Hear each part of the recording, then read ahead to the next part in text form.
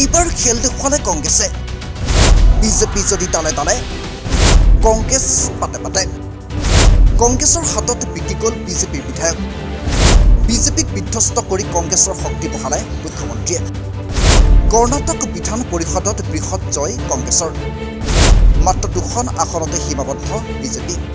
ৰাষ্ট্ৰীয় ৰাজনীতিত পুনৰুত্থান ঘটিছে কংগ্ৰেছৰ বিজেপিক বিধ্বস্ত কৰি নিৰ্বাচনত ব্যাপক সফলতা লাভ কৰিছে কংগ্ৰেছ দলে কৰ্ণাটক বিধানসভাত শক্তি বাঢ়িল কংগ্ৰেছৰ মুখ্যমন্ত্ৰী ডি.কে. শিৱকুমাৰৰ কৌশলত বিধ্বস্ত হ'ল বিজেপি ৭খনকৈ আসনৰ বাবে অনুষ্ঠিত হোৱা নিৰ্বাচনত ৫খন আসনেই লাভ কৰে কংগ্ৰেছে ইয়াৰ বিপৰীতে মাত্ৰ ২খন আসনতে সীমাবদ্ধ হৈ থাকিল বিজেপি আনহাতে বিজেপিৰ মিত্ৰ দল জেডিএছে নেপালে এখনো আসন উল্লেখ্য যে কৰ্ণাটক বিধান পৰিষদৰ খালী হ'বলগীয়া ৭খনকৈ আসনৰ বাবে বৃহস্পতিবাৰে অনুষ্ঠিত হৈছিল নিৰ্বাচন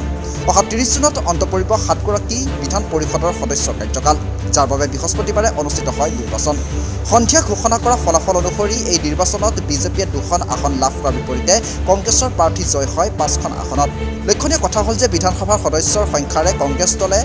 মাত্ৰ ৪খন আসনতহে জয়লাভৰ সম্ভাৱনা আছিল কিন্তু বিজেপি আৰু জেডিএছৰ একাংশ বিধায়কৰ সমৰ্থন লাভ কৰি পঞ্চমখন আসনো দখল কৰে কংগ্ৰেছে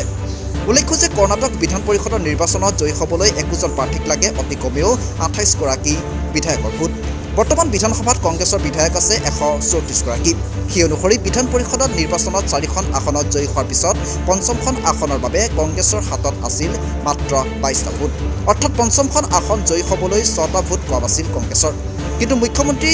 ডি.কে. শিৱকুমাৰে পঞ্চমখন আসনতো কংগ্ৰেছৰ প্ৰাৰ্থীক জয়ী কৰাবলৈ সক্ষম হয় চৰ্চিত বাতৰি অনুসৰি বিজেপিয়ে অন্য ৰাজ্যত বিধায়ক কিনা বেচা কৰাৰ দৰে মুখ্যমন্ত্ৰী শিৱকুমাৰেও বিজেপি বিধায়কৰ সমৰ্থন আদায় কৰে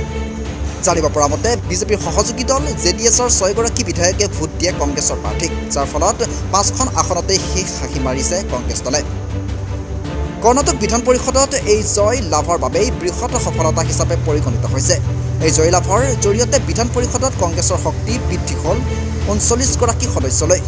মুঠ ৭৪গৰাকী বিধান পৰিষদত বিজেপিৰ সদস্যৰ সংখ্যা হ'ল ২৯গৰাকী আনহাতে জেডিএছৰ সংখ্যা হ'ল ৬গৰাকী বিধান পৰিষদত কংগ্ৰেছৰ শক্তি বৃদ্ধিত উৎসাহিত হৈ পৰিছে দলীয় কৰ্মীসকল আনহাতে নতুনকৈ মুখ্যমন্ত্ৰীৰ আসনত অধিষ্ঠিত হোৱা ডি.কে. শিৱকুমাৰৰ বাবে এয়া এক বৃহৎ সফলতা বুলিয়েই পৰিগণিত হৈছে national desk report NV Live